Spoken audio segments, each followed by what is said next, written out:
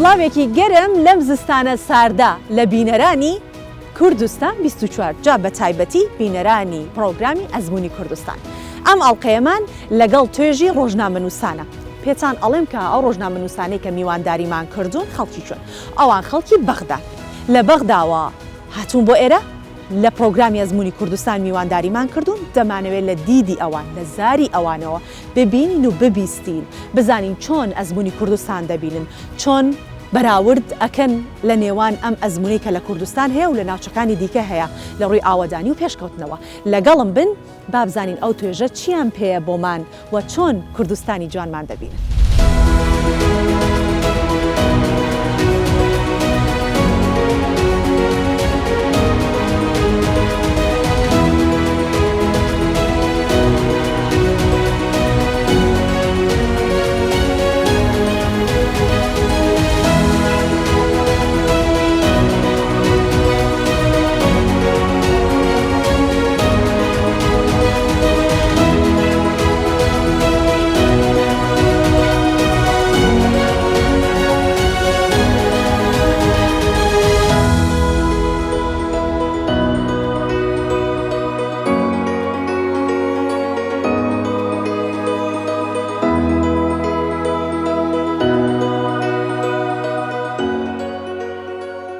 وەک لە سەرەتای پرۆگرام و باسیەوەم بۆ کردن کە میوانەکانی من خەڵکی بەغان و جگە لەوەش پیشێکی تایبەتیان هەیە کە هەمویان ڕۆژنامەوانن و کەسانی ڕاگەیاندنکارن.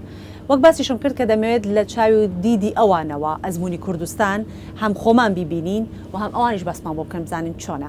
بۆیە من لەگەڵ یەکێک لە خاتونەکان کە خات و تەهانیە دەست پێ یەکەم بێگومان کە لەگەڵەوە دەسەکەین بە قسەکردن ئێمە لەسەر ڕێگەی 120 و بەرە و فڕۆکەخانی نێودوڵەتی هەولێر بەڕێکەوتوین و ڕوودەکەمە خات و تەهانی یاهلەن وسەهلەن. سڵاوت لێ بە خات و تەهانی خۆشحاڵترت کردین. زۆر پێم خۆش بوو چونکە گروپەکەتان هەمویان میدیاکارن. ئێوە دەزانن ئێمە چۆن دەژین. لە پشت کامێرەکانەوە چەند ماندووبوونمان هێوایە؟ ئێوە هەست بۆ ماندووبوونە دەکەن کە ئێمە هەمانە، بەڵام کەش و هەواکە هاوکاریمان دەکات. حەزم کرد لەو دەستپێکەوە قسە لەسەر دیدگای تۆ بکەین کە بۆ هەرێمی کوردستان هەتا، چونکە بەر لەوەی دەست بە تۆمارکردنی ئەم بەرنامەیە بکەین من تۆ باسیەوەمان کرد کە تۆ پێشتر سەردانی کوردستانت نەکردووە بۆ گەڕان. تەنها بۆ چەند کاتژمێرێک هاتوویت کارێکت هەبوو گەڕاویتەوە بەناو شارە نەگەڕاوی. ئەمێ بزانم جیاوازی لە نێوان ئەوەی لەبارەی ئێرە و بیستوتە و لەگەڵ ئەوەی بینی و تا چ جیاوازێکی هەیە. جیاوازیەکی یەکجار زۆرە. ئەوەی بیستومە ئەو ڕایانی باسی ئەوەیان دەکرد کە کوردستانی وەک پارێزگاکانی دیکەیە وانە. پێشتریش کە سەردانی هەولێرم کردووە سەرەتا ئێمە لە بەغدا بەدەست داخرانی ڕێگاکانەوە دەناڵێنین. ئەو هەموو بربەستە کۆنکرێتیە دانراون، شوێنەکان داخراون، شەقامەکان لە پێناوکردنەوەی ڕێگەیەکی تایبەت تەسکراونەتەوە. بەڵام کاتێک کاتمە ئێرە هەر لە سەرەتاوە هەستم بە ئاسوودەی دەرونی کرد بەوەی کە هیچ بربەستێک لەسەر ڕێگاکان نین و هیچ شوێنێکی داخراویش نییە، هەموو شەقامەکان فراوانن. لێرە خاڵەکانی پشکنین کەمترن، ئەمە ژێکێکی دیکەی لە هۆکارەکانی ئاسوودەی دەرونی. لێرە بینیم پاک و خاوێنی پابندبوون بە یاسا و سیستەم هەیە. خەڵک پابندە بە هێماکانی هاتوچۆ. پۆلیسی هاتوچۆ لێرە زۆر بەڕێزن، بەڵام لەوێ خەڵک پابند نییە و شێواندنێکی زۆر هەیە و ڕۆنگ سایت دەڕۆن و حساب لەسەر هیچ شتێک نییە. لێرە کامێراکانی چاودێری هەیە. ئەمانە هەمویان ئەو هۆکارانن کە لێرە وێنەیەکی جوان بهێنێتە بەر چاوت یاخود ئاماژەکانی وێنەیەکی جوان پیشان دەدەن. تشوفين مثلا صورة حلوة أو بوادر صورة حلوة كانت يعني مو مثل هسه يعني شفت فرق شاسع عن قبل السنوات. يعني واتە ئەوەی بیست بوو جیاوازە لەگەڵ ئەوەی بینیوتە؟ من جیاوازێکی زۆر دەبینم لەگەڵ بەر لە چەند ساڵێک پێش ئێستا. ئەو بنیادنانەوەی لێرە هەیە و ئەو شەقامەی ئێستا ئێمە پێیادەڕۆین شەقامی 120 مەتریە، شەقامێکی فراوانە، ڕەوتی هاتوچۆی لێوە زۆر ئاسانە. بەڵام وێرای ئەمەش ترافیکیش هەیە کە وەک تۆ ئاماژەت پێدا لەوانەیە ئێستا لە بەغدا ترافیکەکان لە کاتی چوونت لە شوێنێکەوە بۆ شوێنێکی دیکە زۆر ماندوو بکات. تۆ بەدەر لە بەغدا و بەدەر لە عێراق باسی ئەوەت کرد کە سەردانی شوێنەکانی دیکەشت کردووە، وڵاتانی دیکەشت بینیوە، گوتت لەگەڵ خودی خۆت بەراوردێکت کردووە. دەمەوێت بزانم ئەو بەراوردە چی بووە؟ حاليا المقارنة كانت ئێستا ئەو جیاوازیە لە سیفەتەکانی کوردستاندا دەبینم. ئەو شێوازەی بنیادنانەوەی لە کوردستان هەیە زۆر لەو پێشکەوتنانە دەچن کە لە وڵاتانی کەنداو هەیە. ئەوەی من لەوێ بینیم لە ڕووی سیستەمی ئاوەدانکردنەوە، ڕێکوپێکی پارکەکان، چاندنی دار و درەخت تەنانەت جووری درەختەکان و شێوازی ڕواندنیان کە هەرچەندە سادەش بن زۆر بەڕێک و پێکی و جوان ڕێکخراون و لەسەر بنەما و ستاندەردە جیهانیەکان و لە زۆرێک لە وڵاتانیش هەمان ئەو شێوازە پەیڕەو دەکەن. من دەستخۆشی لە کوردستان دەکەم کە پەیڕەوی ئەو شێوازە دەکات بۆ ئەو مەبەستە پشتی بە کۆمپانیا بیانیەکان بەستووە، چونکە ئەگەر بە ڕەشکاوانە بێڵێم ئەگەر ئەو کارە بە کۆمپانیا عێراقیەکان ڕابسپێرێت هیچ کامێکیان بەو کوالیتە کار ناکات. ئێستا لە وڵاتانەی کەندا و کە باسمان کرد ئەوان شتێکیان هەیە پێی دەگوترێت زیرەکی دەستکرد. بیرۆکەی لە شوێنی دیکە و لە خەڵکانێک وەردەگرن کە لە بابەتەکە تێدەگەن تەنانەت. بە تەواوی زیرەکە دەبینین لە ڕێگەی کارتەوە دەرگای ماڵەکانیان دەکەنەوە، ئۆتۆمبیلەکانیان بەکار دەخەن، زۆر شتی دیکەی لەو جۆرە دەبینین. واتە جیهان لە پێشکەوتندایە. ئێمە لە ناو ئەو بازنە داخراوەدا ماوینەتەوە.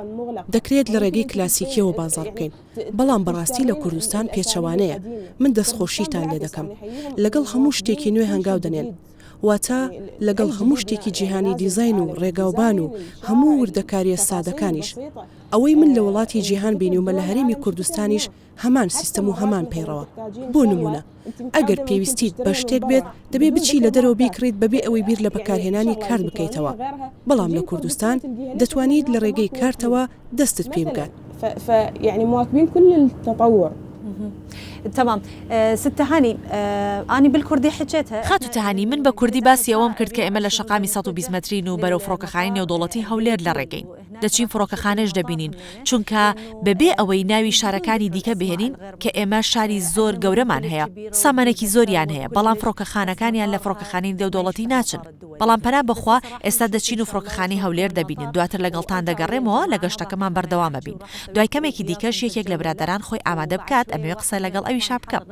أريد وياها أحكي همين وأشوف وجهة نظرها. أشكرك. شكرا جزيلا. بفرصة مزاني هشتا تابقينا فڕۆکەخانەی نێودەوڵەتی هەولێر ئەو کەسانی کە لەو فڕۆکەخانە هاتوچوی عێراقن بەتایبەتی بۆ ئەو ئۆلۆمپی و ئەو فستیڤاڵە وەرزشیانەی کە لە هەرێمی کوردستان ئەنجامەدرێت لە ڕێوە فڕۆکەخانە دێن. جا یەکێک لە میوانەکانی ئێمە ڕۆژنامە نووسێکی وەرزشیە و ڕوەکەمە ئەو کە ئەخ محەممەد کاک محەممەدە ئەمەوێت لە ڕوانگەی ئەوە بزانم کوردستان لە ڕووی وەرزشەوە لە چه ئاستێکایە. ئەخ محەممەدانی حچێت على الطريق قبل ما نروح المطار. کاک محەممەد ئەوانی بۆ فستیڤاڵ و ئۆلمپیادە وەرزشیەکان دێنە ئێرە لە ڕێگەی ئەو فڕۆکەخانەیەوە دێن. ئێستا کە گەیشتینە فڕۆکەخانە پیشانت دەدەم. دڵنیاشم کە پێشتر لە ڕێگەی ئەو فڕۆکەخانەیە بۆ چالاکی وەرزشیەکان هاتوویت. من دەمەوێت دیدگای تۆ بۆ کوردستان لە بواری وەرزش بزانم، چونکە ژمارەیەکی زۆری ئۆلمپیاد و فستیڤاڵی وەرزشی لێرە بەڕێوەچن، بەتایبەت لەم ماوەی دوایی کە لە شەقڵاوەش چالاکی بەرزکردنەوەی قورسایی و نایکۆ و کۆمەڵێک چالاکی دیکە بەڕێوەچون. ئەو مەرجانە چین کە دەبێت لەو شارەدا هەبن کە ئەو جۆرە فستیڤاڵە گەورانە تێیدا بەڕێوەچێت. اللي يصير بها هاي الفستيفالات الكبيرة تقام بها مثلا بعد الفندق من المطار. بۆ نمونە دووری ئۆتێل لە فڕۆکەخانە یاخود دووری ئەو یاریگایی کە چالاکیەکەی تیا بەڕێوەچێت لە فڕۆکەخانە. تۆ وەک کەسێکی وەرزشەوان هەمیشە وەک ڕۆژنامەنووسێکی وەرزشی چۆن ئەو کارانە دەبین؟ شلون تشوف هاي الشغلات وقول لي. بداية سعيدين بتواجدنا معكم. سەرەتا خۆشحاڵم کە لەگەڵ ئێوە ئامادەین لە بەرنامەی ئەزموونی کوردستان لە کەناڵی کوردستان 24. لە ڕاستیدا کوردستانی عێراق بە دیاریکراوی شاری هەولێر بە تایبەتمەندی ژێرخانەکەیەوە زیاد دەکرێتەوە بە تایبەت لەم دوایانەدا بە دیاریکراویش لەم 10 ساڵی ڕابردوودا. ئەمڕۆ پاڵەوانەتی نێودەوڵەتی تەندەریان تێدایە، ئەو تەندەرانەش مەرج و ڕێکاری تایبەتی خۆی هەیە.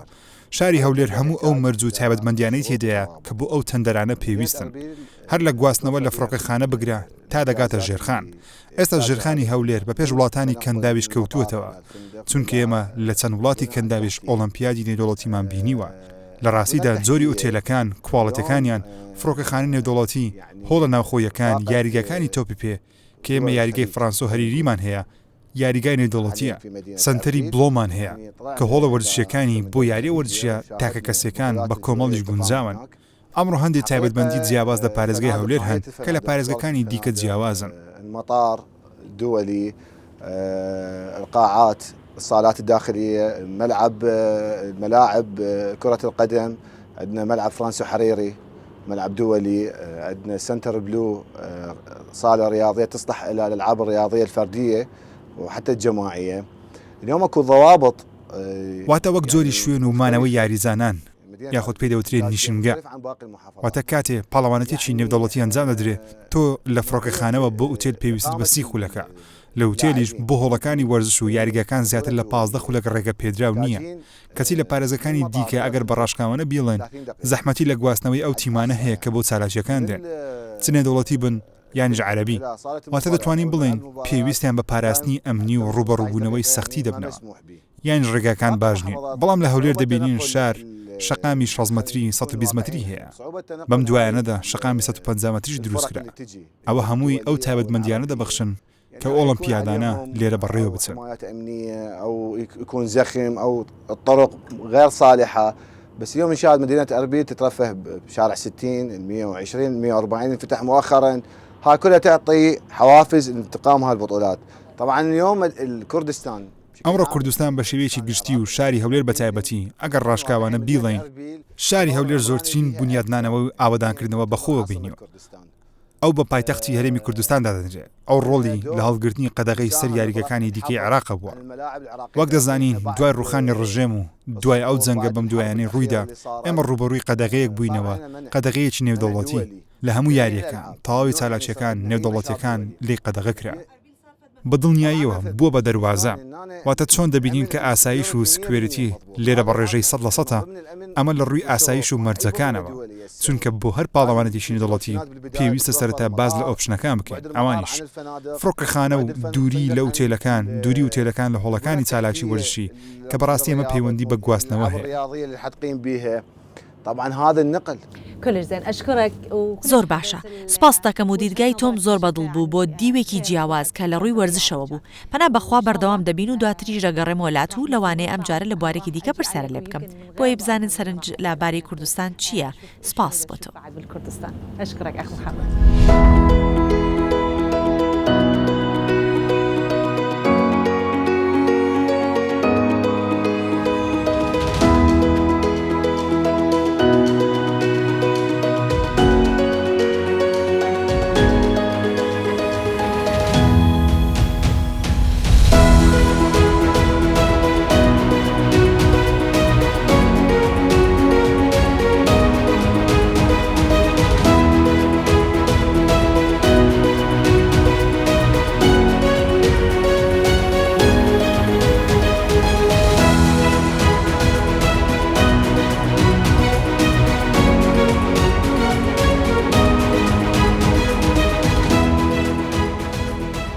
باسم کرد ئێمە بۆ فڕۆکەخانەی نێودەوڵەتی هەولێر دێینەوە ئێستا لە فڕۆکەخانەی نێودەوڵەتی هەولێرین و ئەو گروپەی کە لەگەڵمان لەگەڵ دانە بەدانە حەزەکەم زیاتر قسە بکەم بە تایبەتی لەسەر فڕۆکەخانەی نێودەوڵەتی هەولێر کە ئەمان ڕاگەاندنکارە بێگومان سەفەری دەرەوەی وڵاتەکەن بۆ هەندێک کۆنفرانس و ئەو بابەتی تایبەتانەی کە پەیوەستە بە بارودۆخی وڵاتەوە لەگەڵ وەفدەکانە ئەچونە دەرەوە بۆیە لەگەڵ یەکێک لەو بەڕێزانە کە لەگەڵمە حەزەکەم یەکەم جار خۆیم پێ بناسێت ئەوەل مڕاحب تعرف نفسك وبعدين تقول لي سەرەتا دەمەوێت خۆت بناسێنیت دواتر باسم بۆ بکە ئێوە وەک ڕۆژنامەنووسان لەگەڵ شاندەکان سەردانی وڵاتان دەکەن کاتێ هاتنیشمان بۆ فڕۆکەخانە تۆ قسەی زۆرت لەسەر فڕۆکەخانە هەبوو ئێستا کامێرە بۆ تۆی و دەمەوێت قسە بکەیت چۆن فڕۆکەخانەت بینی سەبارەت بە پشکنین و کەشە و هەوای ناو فڕۆکەخانە و سیستەمەکەی چۆن بوو الأجواء اللي جوا موجود على النظام والسيستم اللي موجود شلون تشوف المطار الدولي الأربيل بالبداية أهلا وسهلا بكم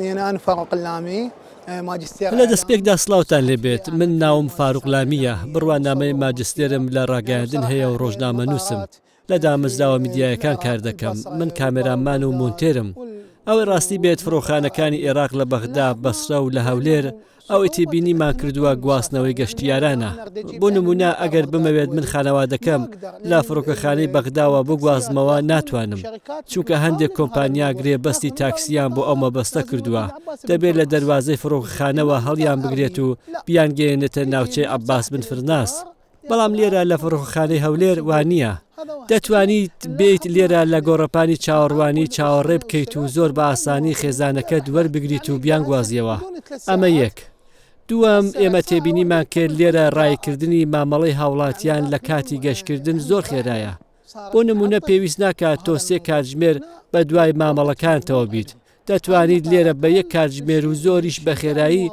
هەموو ڕێکارەکان تەواو بکەیت. هەرچی فڕۆکەخانەی بەسرەیە ئەو فڕۆکەخانەیە هیچ پێشکەوتنێکی تێدا نییە.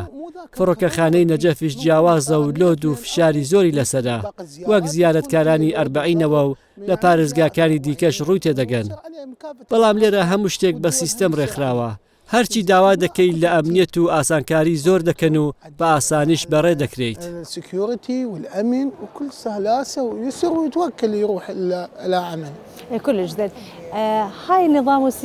ئەو سیستەم و ڕێکۆپیکەی باسمان کرد کە تۆ خۆت بەراوردت کرد، چونکە تۆ زیاتر سەردانی ئەو شوێنانە دەکەیت و دەیان بینیت. ئەو سیستەمە بۆچی دەگەڕێنیتەوە کە لێرە هەیە؟ من هۆکاری ئەمە بۆ دەسەڵاتی فڕۆکەوانی دەگەڕێنمەوە، بە تایبەت کە دەسەڵاتی فڕۆکەوانی لە هەولێر پەیڕەوی هەمان ئەو سیستەمە دەکات کە لە وڵاتان هەیە. ئۆتۆمۆبیلەکان دەتوانم گەنە دەواازەکانی فڕۆکەخانە، لەوانەشە بەشێکی ئەم هۆکارە بۆ دۆخی ئەمنی بگەڕێتەوە. بوونی ئەو هەموو بربەستانەی سەرڕێگە هەن، بۆ نمونە کاتێک دەڵێیت گەشت دەکەم، ئەگەر بڵێیت لە ڕێگەی فڕۆکەخانەی هەولێرەوە گەشتەکەم دەکەم، دەڵێیت باشە لە بەردەم فڕۆکەخانە چاوەڕێ دەکەم. بەڵام ئەگەر لە بەغدابی دەڵێت لە ناوچە عەباس بن فرناسم، دەبێت تاکسیەک بگریت تا دەگەیتە ئەوێ. دەزانی ئەم ڕێکارانە کاریگەریان لەسەر ڕەوتی فڕۆکەوانی داناوە بە شێوەیە کە دوای 5 ساڵ لە واژۆکردنی گرێبەست بەر لە ماوەیەک فڕۆکەی ئایرسی کەنەدی خرایە سەر هێڵی فڕۆکەوانی عێراقی. کاتێک گرێبەستەکە واژۆ کراوە و پارەکە ئامادەیە، چی پێویستە بۆ ئەوەی 5 ساڵی پێ بچێت؟ ڕاستە وێڕای ئەوەی دەزانین کە ئێمە لە سەردەمی کۆرۆنا دەژین و پێویستە پشکنین بکەین و ڕێکاری تەندروستی بگیرێتە بەر. وەک خۆت بینیت کاتێک ئێمە هاتین ڕێکارەکانمان بینین. ڕاستە کە ئێمە پشکنینمان نەکرد چونکە ئێمە گەشت ناکەین، بەڵام ئەومان لە گەشتیاران بینی. لەو بارەیەوە تۆ چ تێڕوانینێکت هەیە؟ يعني معظم المطارات مثل مطار بغداد الدولي، مطار النجف، مطار زۆربەی فڕۆکەخانە نێودەوڵێتەکان واتە فڕۆکەخانەی بەغداد، نەجەف و بەسەش وەک ئێرە ڕێکاری نێودەوڵەتیان هەیە. لەوانە شپاکەرەوەکان و بەکارهێنانی دەمامک و هاتوچۆش بە هەمان شێوە. الذهاب والإياب نفس الشيء، يستفسرون من عند التدقيق بهذا الموضوع، يلا العودة والمسافرة بهذا الموضوع. تمام شكرا. سپاست دەکەم. ئێستا گەشتێک بەناو فڕۆکەخانە دەکەین، لەگەڵ هاوکارانی دیکە قسە دەکەین. ئەوان سەرقاڵن بەڵام خەریکی وێنەگرتنن. وەرن با قسە بکەین.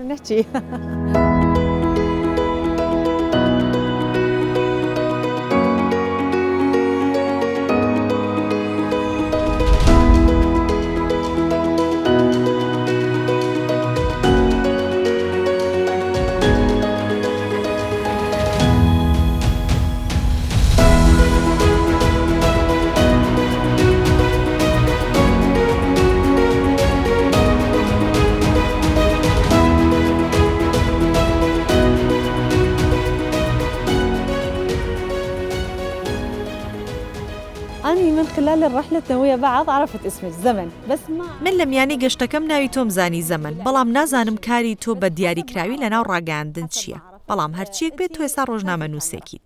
دەمەوێت بزانم کاتێک دەچیتە شوێنەکان و لەگەڵ شاندەکان دەرەچیت، دڵنیام هەستت بۆ کردووە ئەوەی تۆ لە فڕۆکەخانی نێودەوڵەتی هەولێر بینیوتە هەندێک شتێک هەیە کە لەوانەیە لە شوێنەکانی دیکە نەبن. ئەمەوێت تۆ ئەو وەسفەم بۆ بکەیت، وای دابنین کە فڕۆکەخانەی هەولێر من نەمبینیوە، تۆ وەسفی ئێرەم بۆ بکە. ئەوەی لە فڕۆکەخانە بینی چۆن بوو؟ ئەگەر بمەوێت لەوێەوە گەشت بکەم چۆنە؟ ئاسانە؟ ئەستەمە؟ لە ڕووی ڕووبەرەکەیەوە بۆم باس بکە چۆنە؟ من خلال المساحة احكي لي شنو شفت؟ طبعا أنا كمراسلة أكيد إحنا عندنا جولات دائما نقوم بها إنه بداخل البلد وخارجه والمحافظات وغيرها. من وەک پەیامنێرێک بە دڵنیاییەوە ئێمە بەردەوام دەرچوون و گەشتمان بۆ ناوە و دەرەوەی وڵات هەیە و ئەنجامیان دەدەین. بە دڵنیاییەوە سەردانی هەندێک شوێن دەکەین، بە تایبەتی تایبەتمەندی هەرە جیاوازی لای ئێمە فڕۆکەخانەیە. ئەوەی من لێرە بینیم و زۆر بەدڵم بوو ڕووبەری فراوانی ئەم فڕۆکەخانەیەیە. ئامرازەکانی حەسانەوە، ئاسانکاری بۆ هاتنە ژوورەوە، واتە ڕێکارەکان درێژ نین و مرۆڤ ماندوو ناکەن. ئێمە لە میانەی کارەکانمان تەنانەت ئەگەر لە ڕۆژێکدا 2 کارمان هەبێت ئەوە بەهۆی قەڵەباڵخی کورتیان دەکەینەوە. بەڵام ئەوەی من لێرە تێبینیم کرد فڕۆکەخانەکە زۆر جوانە، لە ڕووی باڵەخانەکەی پاک و خاوێنی و پێشوازیکردنیش زۆر جوانە و بۆ تایبەتمەندیانە جیا دەکرێنەوە. هەروەها تێبینیەکی دیکەشم هەیە، من پەیامنێرم پسپۆرەتی دەستەی وەبەرهێنان هەمیشە ئەوەیە کە سەردانی کۆمەلگاکانی نیشتەجێبوون دەکەم.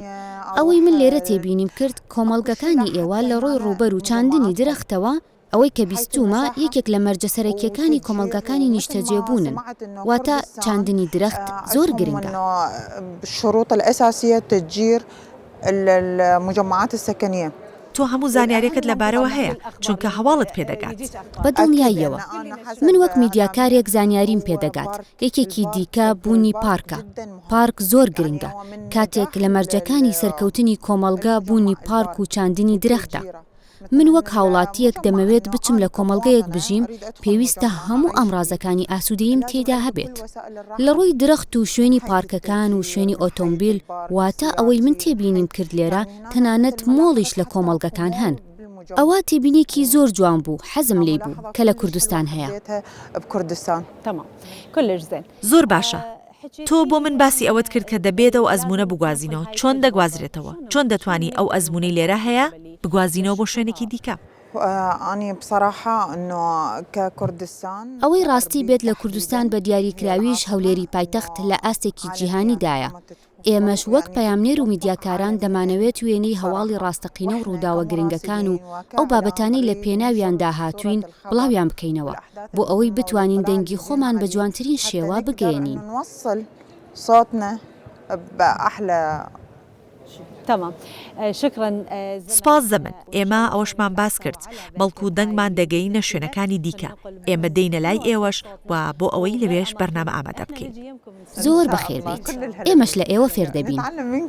حبيبتي تسلم.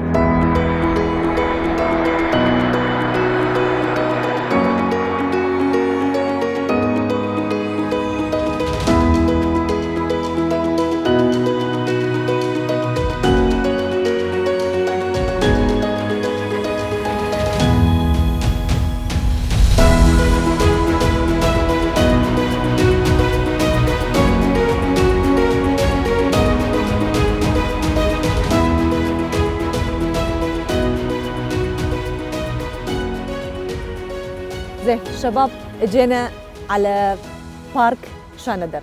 باشە گەنجینە ئێمە لە پارکی شانەدەرین. ئێرە پارکی شانەدەرە یەکێکە لەو ڕووبەرە زۆر فراوانانەی هەولێر کە بە درەخت داچێنراوە. ئێمە دەزانین کە بە زۆری خەڵک لە وەرزی هاوین ڕوو لە پارکەکان دەکەن. بەڵام ئەمڕۆ لێرە چونکە بەفرباریوە خێزانێکی زۆر هەن بۆ وێنەگرتن هاتوون. ئێوەش بە خۆتان سەرقاڵی وێنەگرتن بن تاوەکو من لەگەڵ خات و تەهانی دەکەومە گفتوگۆ. باشە فڕۆکەخانەمان بینی و ئێستاش لە کەشێکی جیاوازتری.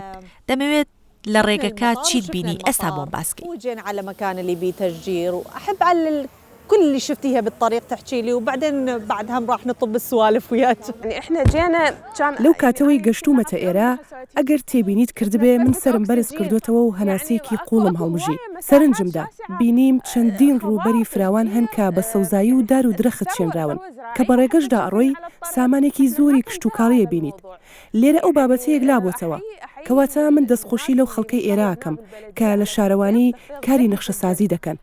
دیزاینێکی زۆر جوانیان داڕشتووە. تێبینی هەموو مۆڵەکانی ئێرەم کردووە دەبینیت لە بەردەمیان شەقامی خزمەتگوزاری یان شوێنی پارکینگی ئۆتۆمبیلەکان هەیە کە ئەمە کار ئاسانی بۆ هاوڵاتیان و سەردانیکەران دەکات.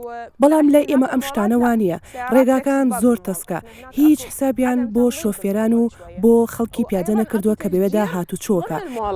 ئەگەر سیری شارەکانی ئەمریکا بکەین هەمویان چەند شوێنێکیان هەیە پێی دەگوترێت سیەکانی شار. تەنانەت ئەگەر لەناو شارەکان تەلار و تاوەری بەرزیش بە تەگێکەوە دروست کرابن و بینا بە تەنیشت بیناوە بێت پێویستە ڕووبەرێکی سەوزاییش هەبێت لە نێوانیاندا. هەر بۆیە خێزانەکان دێنە ئێرە و پشوویەک وەرەگرن بە ئافرەت و منداڵ لەوانەیە لە زستانان خەڵک بچێتە شوێنەکانی دیکە یانیش لە کاتی بەفرباری خەڵک نەچێتە دەرەوە. بەڵام تۆ چۆنت بینی؟ شلون تشوفوا يعني مساعدين على ئەمە دەوەستێتە سەر خێزانەکان. سەرەتا لێرە خێزانەکان خۆشەویستی زۆریان بۆ ژیان هەیە. دووهەم ئافرەتی ئێرە ڕۆڵێکی زیاتریان لە ئافرەتانی لای ئێمە هەیە. خلينا نوقف هنا نحكي مادام لێرە بۆستا پێویستە قسە لەو بارەیەوە بکەین مادەم باسی ئافرەتانمان کرد دەبێت قسە لەو بارەیەوە بکەین.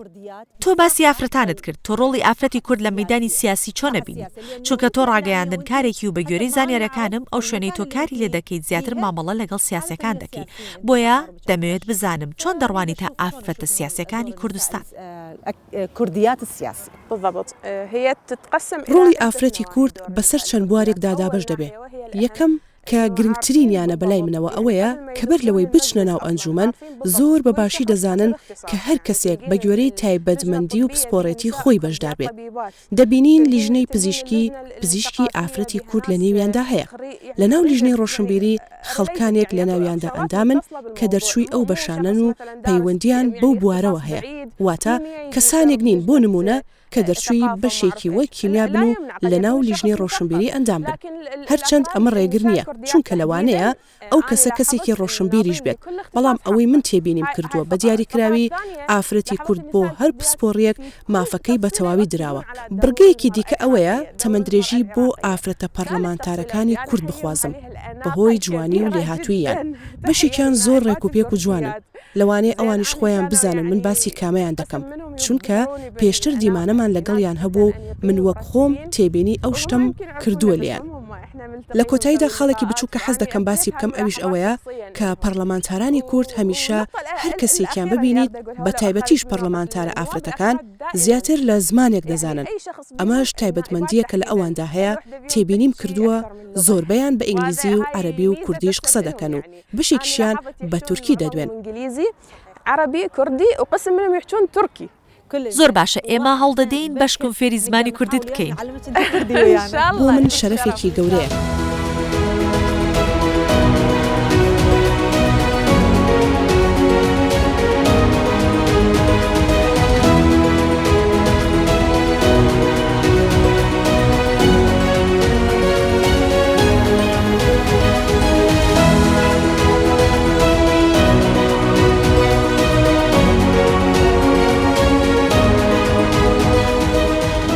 لە پارکی شانەدەر ئەمڕۆ کۆتایی بە پرۆگرامی ئەمڕۆی ئەزموونی کوردستان دەهێنین.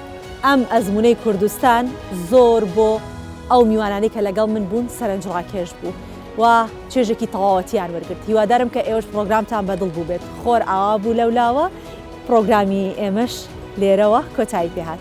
بەڵام خۆرێکی دیکەی پرۆگراممان لە ڕۆژێکی دیکە کە هەڵدێتەوە بێگومان لەگەڵ گروپێکی دیکە ئەوە دیسانەوە بینەر و بیسەری ئەزموونی کوردستان ئەبین لە ڕوانگە و دیدی ئەوانەوە. زۆر سپاسانەکەم کە لەگەڵم بوون بۆ هیوایی کە پرۆگرام بەدڵی ئێوە بێت و ماڵاو خەتان لەگەڵ.